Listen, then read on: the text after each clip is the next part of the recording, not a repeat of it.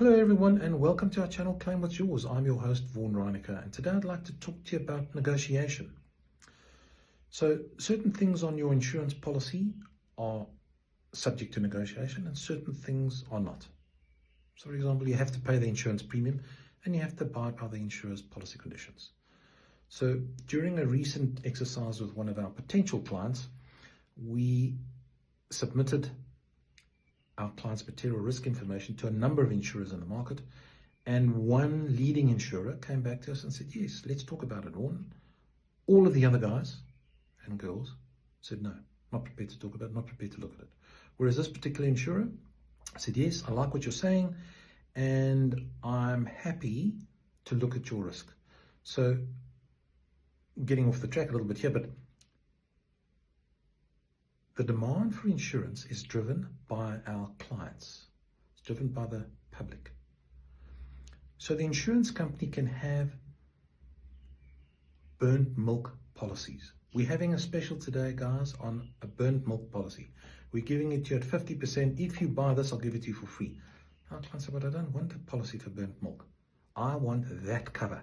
Can you give me that cover? And that is the power of the negotiation. That is the power of the consumer. All insurance policies are driven by consumer demand. Our job as an FSP, as a broker, is to identify that risk and then to be able to sell that risk to an insurer. And we need a forward-thinking insurer who's happy to look at the risk. And then various terms and conditions would be imposed. So our client may ask for one particular thing. They may not get everything they want. Similarly, the insurance company says, okay, I'm going to offer this cover and I'm not going to give you everything you want.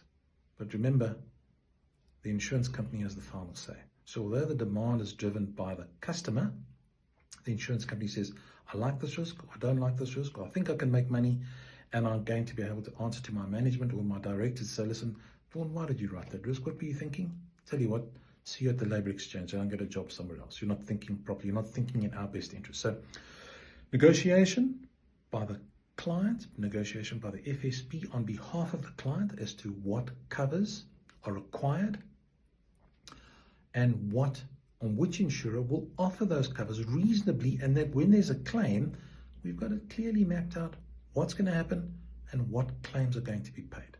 So our client, as I said, may not get every one of his expectations, 100% of his expectations covered, but he will get the majority of them covered. And then that becomes the client's decision as to whether he wants to accept that policy or not.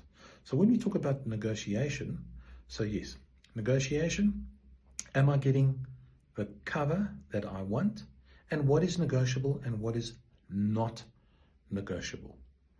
So we can negotiate certain things.